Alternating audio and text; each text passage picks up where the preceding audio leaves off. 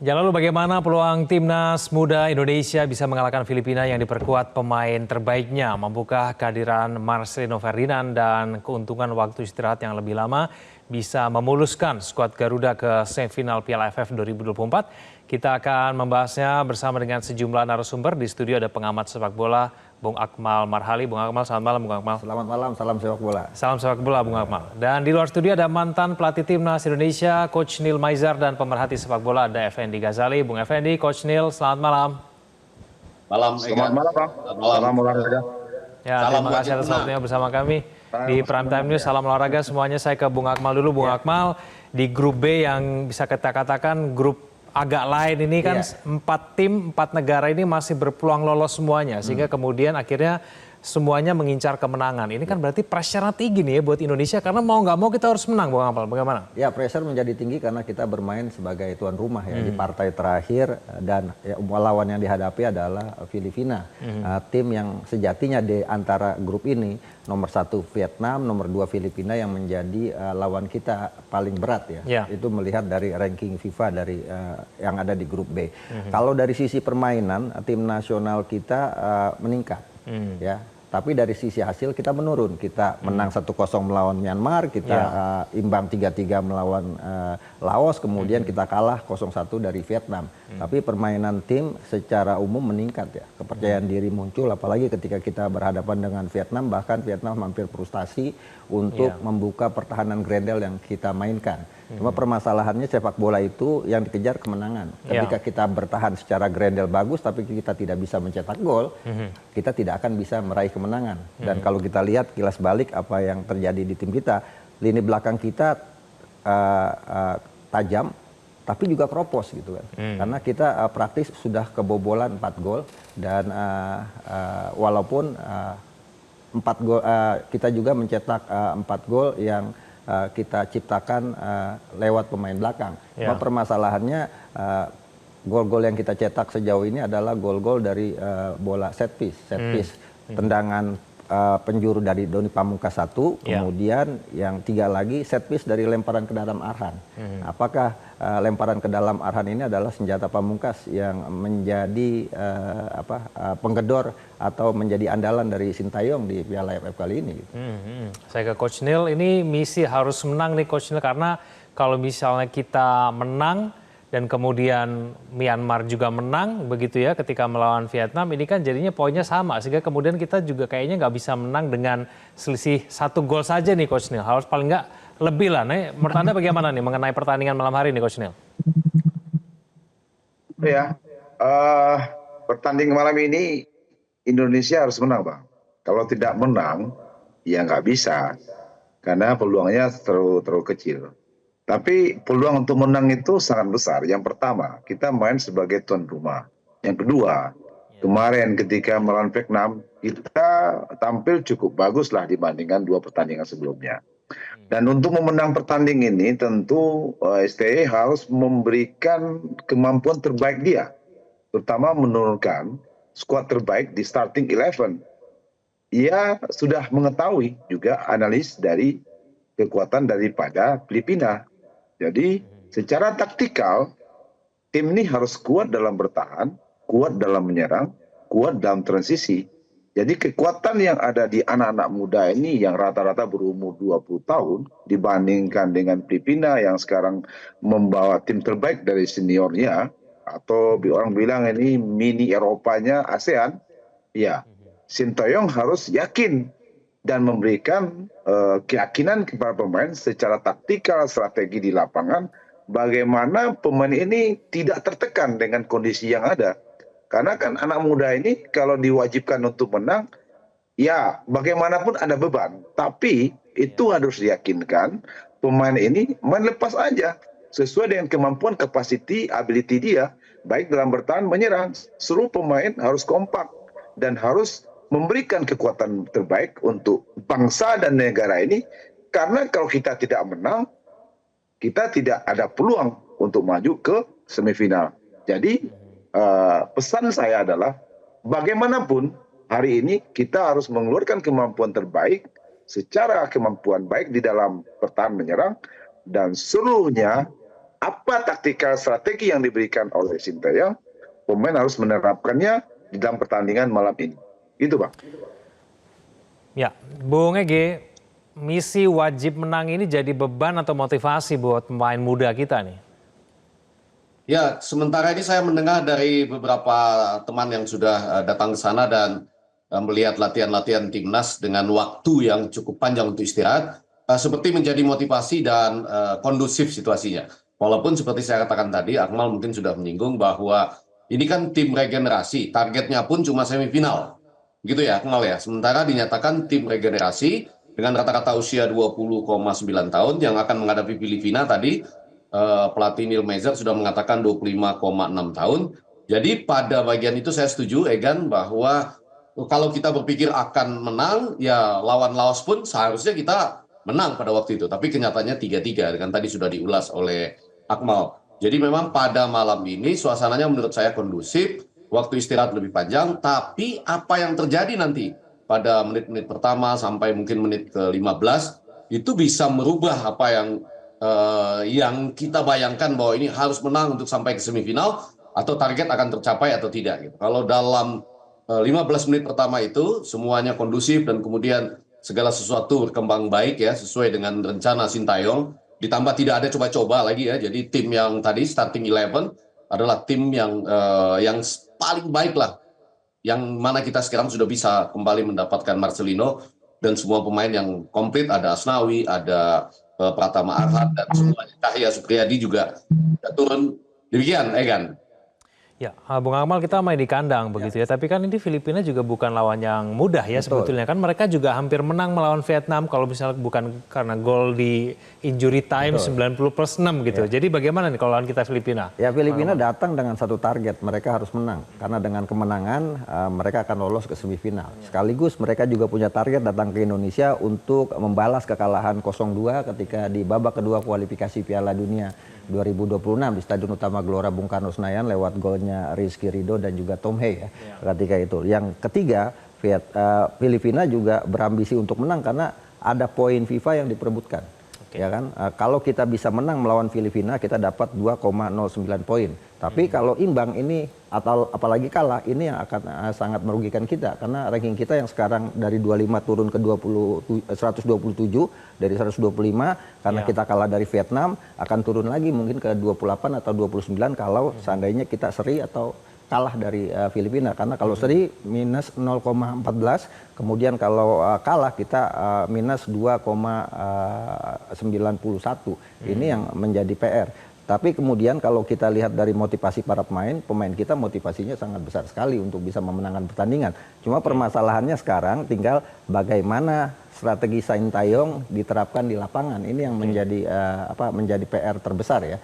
Karena semuanya sangat tergantung kepada bagaimana Sintayong menerapkan strategi sehingga kemudian para pemain bisa tampil enjoy dengan pola yang dimainkan. Karena seperti yang tadi dikatakan oleh Bang Nil bahwa para pemain bisa tampil lepas kalau kemudian motivasinya adalah memberikan penampilan terbaik. Kalau kemudian motivasi dari awal kita harus menang dengan materi pemain yang sangat muda, ini sangat riskan. Saya jadi ingat ini, Egan, ini tim nasional kita saat ini, menurut saya itu hampir sama ketika tim nasional Indonesia tampil di Piala AFF di eranya Bang Neil Maizar.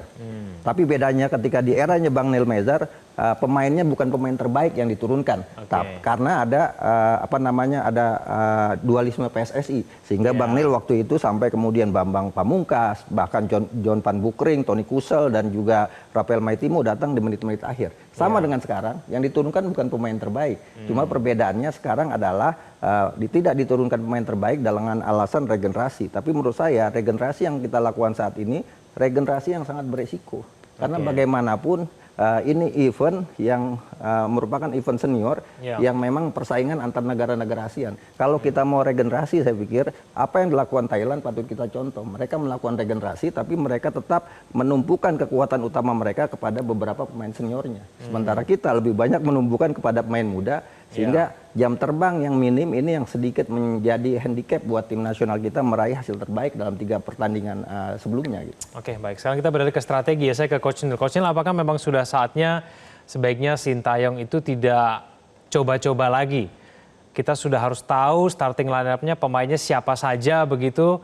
Karena kalau formasi sepertinya tidak akan berubah ya 3-4-3 begitu. Tapi kalau starting line up-nya ini kemudian menjadi pertanyaan Coach Neil. Menurut Anda bagaimana? Iya, STY kan harus menurunkan starting terbaik. Saya pikir STY sebagai head coach udah tahu siapa starting terbaik. Karena ini pertandingan bukan pertandingan main-main, ini pertandingan hidup mati Indonesia. Kita harus menang. Tidak ada cerita lain. Kalau kita tidak menang, ya kita nggak masuk ke semifinal. Dan ini harga diri yang luar biasa buat kita. Seperti yang Bang Akmal bilang, memang ini tim muda yang untuk regenerasi 2-3 tahun ke depan itu harus dimatangkan. Tapi di sini kita kekurangan experience dari pemain yang ada di tim junior ini. Beda dengan tim senior dari Filipina. Dan ini pertempuran antara STY bagaimana mematangkan strateginya untuk menurunkan starting 11 yang terbaik. Dan pemain yang main dia tidak perlu terbebani, dia bermain maksimal. Dan dia yakin dia mampu untuk bisa memenangkan pertandingan melawan Filipina. Nah, strategi taktikal itu memang harus dijalankan pemain sungguh-sungguh di lapangan. Kompetensi mereka harus dikeluarkan. Mereka tidak perlu memikirkan apakah menang, apakah kalah. Itu urusan lain. Yang perlu mereka mikirkan bagaimana mereka di setiap posisi masing-masing, dari mulai goalkeeper, dari belakang, dari tengah, dari depan, bagaimana dia mengukur kemampuan maksimal untuk mengalahkan Filipina malam ini. Titik. Itu yang harus dilakukan oleh pemain. Gitu, Bang. Oke, kita akan jeda dulu. Pemirsa jangan kemana-mana, kami akan kembali. Ada menyalahkan, cuma kita bingung gitu. Kemudian yang kedua juga misalnya Arhan tidak ditempatkan di posisi yang sebenarnya gitu kan, itu membingungkan. Kan kita tahu ya, namanya chemistry itu terbangun juga salah satunya adalah kalau orang udah terbiasa di posisi tersebut, maka kawan-kawannya tahu juga di posisi ini kan, kalau berubah-ubah kan jadi membingungkan. Itu juga bagi pemain juga pasti membingungkan dengan eksperimen-eksperimen yang dilakukan gitu. Kan kita berharap kalau dapat komposisi terbaiknya, maunya nggak usah banyak eksperimen, menangkan aja dulu, baru habis itu eksperimen gitu. Itu pernyataan dari Bang Arya Sinulinga, salah satu anggota Exco PSSI. Saya ke Bung Ege. Bung Ege, Anda setuju dengan pernyataan Bang Arya Sinulinga? Udahlah, nggak usah eksperimen, yang pasti-pasti aja udah, supaya kemudian kita bisa mendapatkan kemenangan, Bung Ege. Ya, belajar dari pengalaman beberapa pertandingan sebelumnya ini kan demikian gitu ya. Kita 4-4 ya, dalam konteks memasukkan dan kemasukan, ditambah lagi dengan beberapa eksperimen yang kita waktu menonton secara langsung pun, ini lagi ditayangkan ya, Indonesia lawan Laos pun, itu kelihatan bingung sekali kita bagaimana Laos bisa memimpin lebih dulu ya 1-0, kemudian juga mencetak gol dari sudut yang sama dari sisi kiri pertahanan kita misalnya. Dan itu lagi-lagi karena eksperimen. Tapi pada dasarnya, Egan, saya rasakan ini target-target yang relatif sudah tidak sesuai dengan harapan bangsa lah. Harapan bangsa kita pernah lah menjadi juara AFF gitu. Dan kalaupun regenerasi, saya rasa jauh lebih bijak dengan melibatkan pemain-pemain senior juga, sehingga hasilnya tidak seperti ini, di mana kita hanya memasang target untuk sampai ke semifinal. Untuk balik tadi, ya saya sekali lagi mengatakan, betul harus main bebas tanpa beban ya, tapi coba bayangkan kalau 15 menit pertama itu dengan pengalaman yang relatif agak kurang dari anak-anak muda ini, maka mereka bisa saja kemudian menjadi agak bingung kalau ternyata kita bisa kebobolan di 15 menit pertama. Dan lebih daripada itu, selisih gol akan sangat menentukan. Kalau kita lihat pool B ini memang sangat unik ya, 7-4-4-3 poinnya, tetapi dalam konteks selisih gol, itu cuma Vietnam yang relatif bagus sekali ya, dengan 6-2 berarti plus 4. Sementara semua yang lainnya itu 0-0-0 ya selisih golnya. 4-4 Indonesia, kemudian juga Myanmar 4-4 dan Filipina 3-3. Jadi tidak hanya wajib menang pelatih kita Neil Maizar dan Akmal, tetapi juga berapa menangnya ya, apakah 1-0, 2-1 kalau nanti menentukan agresivitas dalam mencetak gol misalnya, serta juga pada saat yang sama tergantung dengan hasil Myanmar dan Vietnam. Jadi betul tidak boleh ada eksperimen lagi. Kalau Exco saja sudah mengeluh, tentunya penonton juga lebih mengeluh lagi. Kurang lebih begitu ya kan? Ya, Bung Akmal, minimal kita selisih berapa gol sih biar kita aman tuh? Ya, kalau kita menang kita lolos gitu. Tapi kalau kemudian kita imbang, amat sangat tergantung dengan laga melawan Vietnam melawan Myanmar. kalau kemudian Vietnam melawan Myanmar misalnya imbang juga, ini yang menarik. Kita imbang, Vietnam Myanmar imbang, maka yang lolos nanti yang ditentukan adalah siapa yang cetak gol lebih banyak di skor imbang. Misalnya kalau kita imbang 0-0 sementara Myanmar dengan Vietnam imbang 1-1, maka Myanmar yang lolos. Nah ini yang agak sedikit repot buat kita. Jadi benar kata Bang Neil Maizar, ya kemenangan harga mati. Karena dengan kemenangan kita nggak peduli dengan hasil tim yang lainnya. Cuma permasalahannya adalah ya itu tadi, Sintayong jangan lagi coba-coba bereksperimen di pertandingan yang sangat krusial ini. Karena kalau kita lihat dari 24 pemain yang dipanggil, 16 adalah pemain debutan. Dan bahkan hampir semuanya sudah main. Hanya tinggal Zaki Ashraf dan juga Erlangga yang belum main, sementara semua sudah main. Jadi saya melihat Piala AFF ini kita gunakan seperti partai uji coba sebenarnya, sehingga kemudian hasilnya pun akhirnya di luar ekspektasi kita. Padahal ini adalah event paling bergengsi di kawasan Asia Tenggara. Saya paling tidak setuju dengan anggapan bahwa ini Piala Ciki. Gitu.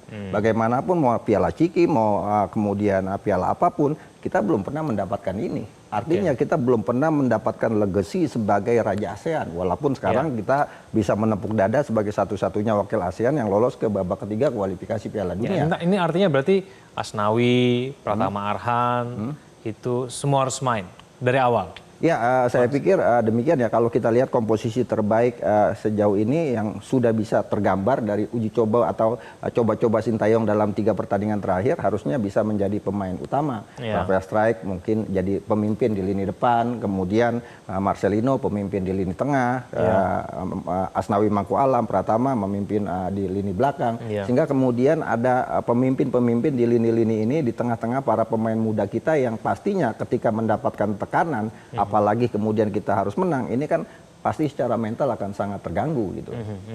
Coach Neil, tidak hanya di timnas senior ya, di tim yang diturunkan melawan AFF juga kita punya masalah di lini depan begitu. Belum maksimal lah, mungkin bukan masalah, tapi belum maksimal. Ini selalu menjadi lini yang selalu banyak dikritisi begitu. Menurut masalahnya di mana sih lini depan kita, kenapa kemudian belum juga efektif begitu? Ya, karena kita nggak punya pemain yang matang di Liga 1, Bang. Kita harus diturunkan pemain yang matang di Liga 1. Oke, sekarang ada Hoki, Caraka kan. Tapi yang lain-lain kan main hanya di luar negeri. Jadi striker itu memang harus matang dia. Seperti Marcelino, dia main di luar. Dan di Indonesia nggak punya striker. Sananta cuma. Tapi yang main inti di Liga 1 Indonesia itu nggak ada. Apalagi yang muda-muda. Itu masalahnya di situ. Jadi sebenarnya kalau timnas Indonesia sekarang di AFF ini dimasukkan pemain yang senior, yang punya kapasitas senior di tim mereka masing-masing, apakah itu di Borneo, apakah itu di Persib Bandung, apakah itu di Dewa United, itu akan mengcombine sebenarnya. Jadi bisa transfer knowledge, menghandle, menjadi leader di masing-masing posisi, itu lebih bagus. Kalau sekarang yang ada kan Ferrari contohnya di belakang karena di Persija. Terus ada Arhan di kiri, ada Asnawi di kanan. Tapi di depan kan belum ada. Kalau semacam si Hoki Caraka ya, dia tidak juga reguler main di tim senior. Jadi saya pikir memang ini harus menjadi pemikiran buat kita, tim nasional Indonesia, bagaimana kita menciptakan Bambang Pamungkas yang baru, Kurniawan yang baru, sehingga kita tidak lost di generasi, gapnya tidak terlalu jauh. Nah, ini pekerjaan kita semua. Yang mudah-mudahan hari ini Hoki atau Rafael Strijk bisa menciptakan gol-gol yang membuat kita menjadi bangga, tim yang dianggap hanya untuk regenerasi 2-3 tahun ke depan bisa mengalahkan Filipina, dan ini meyakinkan masyarakat bangsa Indonesia bahwa STE tidak main-main dalam regenerasi sepak bola Indonesia. Gitu, Pak. Ya, Bung Egi, Anda yang melihat selalu menonton langsung begitu ya, ada perkembangan tidak sih dari pergerakan lini depan kita begitu? Akmal juga suka menonton langsung tuh ya, tapi pada waktu saya menyaksikan kemarin melawan Laos, saya seperti kehilangan skema apa sih yang sedang dimainkan gitu ya, katakanlah 3-4-3, tetapi tidak demikian juga yang terjadi di lapangan. Apalagi kita tadi sudah sama-sama bahas, lebih banyak gol-gol lahir dari set play ya, bola mati, ditambah juga dengan yang mencetak gol justru pemain-pemain belakang, pemain depan kita seperti belum menunjukkan tajinya. Jadi sekali lagi ini memang tim coba-coba. Tapi mudah-mudahan tim uji coba ini ya dengan tujuan regenerasi, dengan keharusan masuk semifinal ini bisa sukses pada malam ini gitu. Seperti tadi dibahas juga di depan misalnya kan kita oke lah kita tahu ada Marcelino dan yang ikut membantu ke depan lebih banyak juga bergerak di tengah, kemudian ada Rafael Struts dan Hoki. Juga ada nama-nama seperti Afrianto Nico, Ahan Kakak, kemudian Ronaldo Kuateh misalnya ya, Victor Detan. Tapi itu belum menunjukkan semacam permainan yang luar biasa baik satu sama lain ya. Dan lagi-lagi kemudian di lapangan kita melihat mengulang juga satu kesalahan yang sama ya. Ini kesalahan yang sama ini terjadi timnas kita waktu melawan Cina. Bola dianggap sudah keluar, ditarik ke dalam, gol. Sama waktu melawan Laos juga demikian ya, mengambil keputusan sendiri bahwa bola sudah di luar gitu. Padahal itu ada fenomena Jerman lawan Jepang yang di Piala Dunia di mana itu ditarik ke dalam dan kemudian dari VAR dinyatakan masuk. Nah, hal-hal seperti ini malam ini menjadi menentukan, Egan. Dan memang kalau di lapangan pada waktu itu, kalau pertanyaannya menjadi seperti itu, saya belum mendapatkan bahwa ini adalah sebuah tim nasional kita yang sungguh-sungguh diterjunkan untuk mendapatkan gelar terbaik dari Piala AFF 2024 ini. Mungkin karena masalah kurang kompak aja, Bung Akmal, lini depan kita. Ya, chemistry-nya belum dapat ya, karena ini pemain-pemain muda tidak banyak bergabung lama dalam sebuah tim gitu kan. Bahkan pemain-pemain senior seperti Asnawi, Pratama Arhan, Rafael Strike, ya, bahkan Ferrari yang masuk kategori senior, Hoki Caraka juga dianggap masuk kategori senior karena pernah main di tim nasional senior, belum bisa menggendong anak-anak muda atau generasi di bawahnya ini. Nah, ini yang menjadi problem. Tapi Egan, satu hal yang paling menarik adalah bahwa Sintayong itu ketika tertekan hokinya selalu muncul. Dan itu yang kemudian kita harapkan di pertandingan hari ini. Kita ingat di Piala AFF U23, kita kalah partai pertama lawan Malaysia 1-2, kita cuma menang 1-0 lawan Timor Leste. Tapi kemudian hokinya muncul karena di grup sebelah Kamboja sama Myanmar hanya bermain imbang, kita lolos semifinal, kemudian kita kalahkan Thailand, kita di final tapi kalah dari Vietnam. Bahkan di Piala Asia pun kita hokinya Sintayong kita hanya menang 1-0 lawan Vietnam, kalah dari Irak, kalah dari Jepang. Tapi Oman, Kyrgyzstan seri kita lolos. Nah, kita berharap hokinya Sintayong hadir di Stadion Manahan pada malam hari ini. Ya, semoga nggak perlu sampai hoki ya. Kita harus menang meyakinkan begitu ya, Bung Akmal. Hoki sudah ada, hoki Caraka. Hokinya udah ada. Oke, terakhir Bung Akmal, masing-masing semua saya minta untuk prediksi skornya. Bung Akmal, prediksi malam ini? Saya tidak berharap muluk ya. Kita menang 1-0 sudah sebuah prestasi buat kita melawan Filipina yang diperkuat 19 pemain yang main di luar negeri. Oke, Vietnam, Myanmar, menang siapa? Vietnam, saya masih pegang Vietnam karena Vietnam main di kandang dan mereka punya ambisi besar untuk juara dan di final kemungkinan akan bertemu dengan Thailand. Oke, Coach Neil, prediksi skor malam hari ini? Ya, 1-0 untuk Indonesia bisa ya. Kita nggak perlu pikirkan 5-0, 1-0, yang penting menang. Itu penting dulu. Ya, mudah-mudahan Indonesia bisa menang. Dan penting buat saya, Bang, konsentrasi di 15 menit awal. Karena 15 menit awal menentukan langkah selanjutnya. Gitu, Bang. Oke, baik. Bung Ege. Ya, lagi-lagi 15 menit awal ya, Akmal ya. Kita akan lihat apakah anak-anak muda ini bisa kompak, bisa bermain tanpa beban. Ya, akan ada selisih 1 atau 2 gol. Cuma kalau menyangkut Akmal tadi, mudah-mudahan juga Myanmar hokinya tidak sedang baik ya. Itu bahaya juga kalau di lapangan bola kita tergantung hoki, lalu Myanmar hokinya baik malam ini misalnya. Sulit juga kita gitu. Punya hoki. Cuma kita yang punya hoki Caraka. Oke, kita tunggu kurang lebih 1 jam 15 menit lagi kita akan menyaksikan pertandingan melawan Filipina. Terima kasih Bung Ege, terima kasih Coach Neil. Bung Akmal juga terima kasih sudah bergabung sama kami di Prime Time News. Pemirsa jangan kemana-mana, kami akan kembali saja berikut ini. Jelajahi cara baru mendapatkan informasi. Download Metro TV Extend sekarang.